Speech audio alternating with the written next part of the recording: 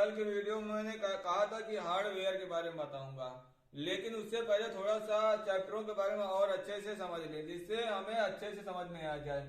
मतलब इस चैप्टर को ग्राफ के द्वारा कैसे हम समझ सकते हैं। मतलब पहले एक आदमी का चित्र ले लिया, उसके बाद इसी चित्र के सहायता से हम कंप्यूटर की समझने गए। मतलब पहले सबसे पहले अपने आप को समझ लेते हैं कि उसके बाद कंप्यूटर को समझेंगे, क्योंकि यह बेसिक नॉलेज है। कंप्यूटर से मिलता जुलता है मानव का शरीर, जिस तरह मानव में क्रिया होती है उसी तरह उसमें बस वो बिजली चलता है, ये खाना खाओ तो एनर्जी मिलती है, ऐसे चलता है। तो थोड़ा सा समझ लें चैप्टर। जैसे हार्डवेयर है, हार्डवेयर का मतलब जो चीज छुई जा सके। जैसे मैं अपना हाथ छू सकता हूँ, बाल छू सकता हूँ, आंख छू सकता हूँ, तो जो छूने योग्य हो उन्हें हम ये हार्डवेयर कहेंगे। जैसे आंख हो गए, कान हो गए, हाथ हो गए, किडनी, फेफड़ा, पेट, छाती, इसे हम सब कुछ छू सकते हैं। तो मतलब ये पूरा शरीर जो है ये हार्डवेयर का कार्य करता है। उसके बाद इसी में क्या, कंप्यूटर। इसी तरह कंप्यूटर है, जैसे माउस हो गया, मॉनिटर हो गया, सीपीयू हो गया, ये सब चीज हम छू सकते हैं। मतलब छू सकते हैं और देख सकते हैं। तो ये पूरा जो स्ट्रक्चर बना है इसे हार्डवेयर कहेंगे। उसी तरह अब देखेंगे सॉफ्टवेयर। दूसरा जो चैप्टर आता है सॉफ्टवेयर। सॉफ्टवेयर को हम महसूस कर सकते हैं लेकिन छू नहीं सकते हैं। जैसे एमएस वर्ड हो गया या विंडो हो गई। जैसे मनुष्य में क्या सोच रहा है उसके बारे में हम नहीं समझ सकते हैं, लेकिन हम महसूस कर सकते हैं। जैसे इसकी आत्मा हो गई, अगर ये जिंदा है तो इसके अंदर एक आत्मा है जिसे हम महसूस कर सकते हैं। कैसे, उसे हम देख नहीं सकते हैं। अगर वो आत्मा निकल गई तो आत्मा वो निकल गई तो आदमी मर जाएगा और वो धीरे धीरे डिस्ट्रॉय हो जाएगा, मतलब खत्म हो जाएगा।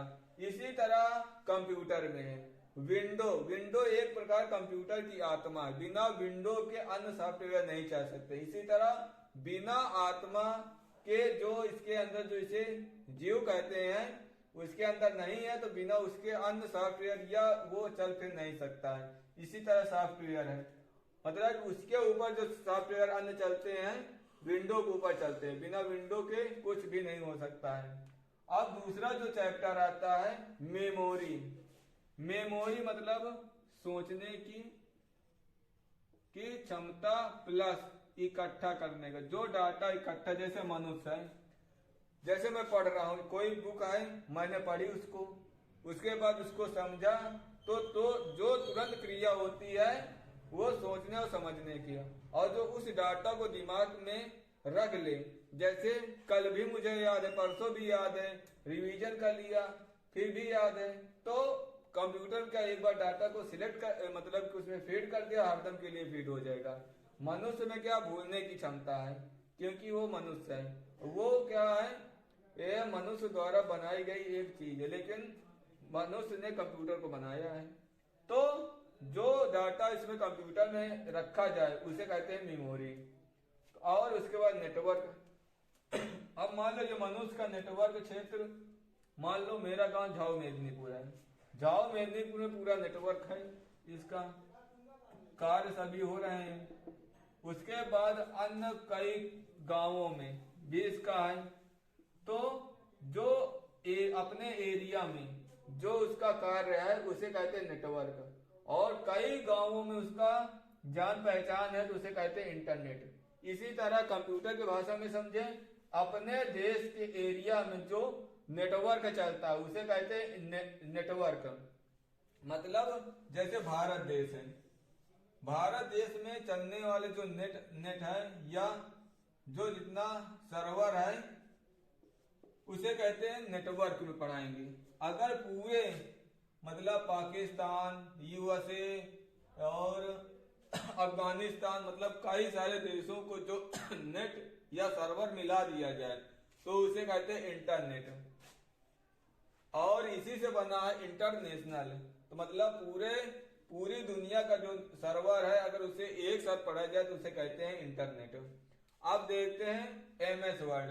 एमएस वर्ड जैसे ये मनुष्य कोई भी चीज सोचता है तो अपने कार्यों को अलग अलग चीजों में डिवाइड करेगा कि आज मुझे सुबह उठना है, ये करना है, फिर पढ़ने जाना है, फिर खेत जाना है। जैसे एक कृषक सोचेगा कि मुझे इस फसल में क्या करना है, तो पूरी लिस्ट बनाएगा या सोच लेगा।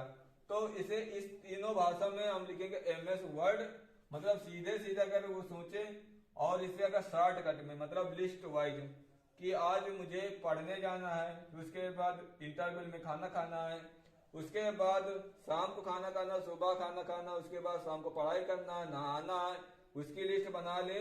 तो उसे एक्सेल में, जैसे एक विद्यार्थी के अंक एक्सेल में बनाई जाती है, मतलब कि मोहन कितने गणित में अंक आए, सोहन गणित में इतने अंक आए, तो एक्सेल में। उसके बाद स्लाइड वाइज अगर बनाया जाए तो MS पावर पॉइंट। अधिकतर जो एक कोचिंग वाली जो सीट बनती है MS पावर पॉइंट में बनती है। अब देखते हैं साइबर सिक्योरिटी। मान लो ये जो लड़का है, अगर वो सामान्य लड़का है तो ज्यादा उसे सिक्योरिटी की जरूरत नहीं है, या मतलब सामान्य सिक्योरिटी की जरूरत है। अगर यही हाई प्रोफेशनल है तो उसमें सिक्योरिटी की ज्यादा आवश्यकता होगी। जैसे मोदी जी की बहुत सारी ज्यादा सिक्योरिटी लगती है। इसी तरह कंप्यूटर में अगर सामान्य कंप्यूटर है तो छोटे मोटे एंटीवायरस से काम चलता रहेगा। अगर वहीं के हाई लेवल का कंप्यूटर है तो उसमें हाई लेवल की सिक्योरिटी लगेगी। मतलब क्राइम से बचाने के लिए साइबर सिक्योरिटी का प्रयोग किया जाता है, तो इसमें पढ़ाया जाएगा। अब लैंग्वेज क्या है? ये जैसे मैं कुछ बोल रहा हूं, जैसे मैं हिंदी में पढ़ा रहा हूं तो ये मेरी एक भाषा हो गई। दूसरा जैसे आशु भैया हैं, वो इंग्लिश में पढ़ा रहे हैं तो उनकी भाषा हो गई। मतलब समझने, एक दूसरे की बोलचाल को समझने के लिए लैंग्वेज का प्रयोग करते हैं। कोई उर्दू करता है, कोई 2-3 भाषाएं, तो उसे हम लैंग्वेज कहते हैं। इसलिए कंप्यूटर को पढ़ने के लिए या कोई प्रोग्राम बनाने के लिए हमें एक भाषा की जरूरत पड़ती है, क्योंकि जब तक उस चीज को हम समझेंगे नहीं, तब तक कोई सॉफ्टवेयर कैसे बना लेंगे। जैसे C लैंग्वेज, उसके बाद पाइथन, इसी तरह काफी लैंग्वेज हैं जो अलग अलग प्रोग्राम को अलग अलग तरीके से हम, मतलब अलग अलग, जितना हाई लेवल का प्रोग्राम बनाएंगे उतनी हाई लेवल की भाषा हमें सीखने की जरूरत है। तो ये सब लैंग्वेज में पढ़ेंगे। हालांकि सभी लैंग्वेज तो पढ़ाऊंगा नहीं, क्योंकि मुझे भी लैंग्वेज नहीं आती है। बता दूंगा कौन कौन सी लैंग्वेज किस किस प्रोग्राम को बनाने में यूज की जाती है, बस इतना सहयोग कर सकता हूँ, क्योंकि यह केवल बेसिक नॉलेज के लिए है। आपको अगर और ज्यादा गहन अध्ययन करना है, जैसे कोई कहने लगा मुझे सॉफ्टवेयर बनाना सिखाइए, तो सॉफ्टवेयर के बारे में बता सकूं, क्योंकि ये बेसिक क्लास है।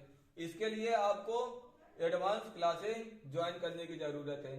ये सिर्फ बेसिक क्लास के पर्पज से पढ़ा रहा हूँ, जैसे CCC कर लिया और छोटे छोटे डिप्लोमा जैसे हैं, तो कुल मिला के एक प्रकार से ये CCC के लिए है। और जो छोटे मोटे एग्जाम आते हैं उसमें भी आसानी से अब ये पेपर दे सकते हैं या इंटरव्यू दे सकते हैं, या जो छोटे मोटे हैं उसमें आप इसके प्रयोग कर सकते हैं। अगर वीडियो अच्छा लगा हो तो वीडियो को लाइक कर दीजिए, शेयर कर दीजिए, और दोस्तों को ये बताइए कि कंप्यूटर की क्लास यहाँ पे चालू हो गई है, तो आप जल्दी से ज्वाइन कर लीजिए। कमेंट करके बताइए कैसा रहा वीडियो। मिलते हैं अगले वीडियो में हार्डवेयर पहले चैप्टर के साथ।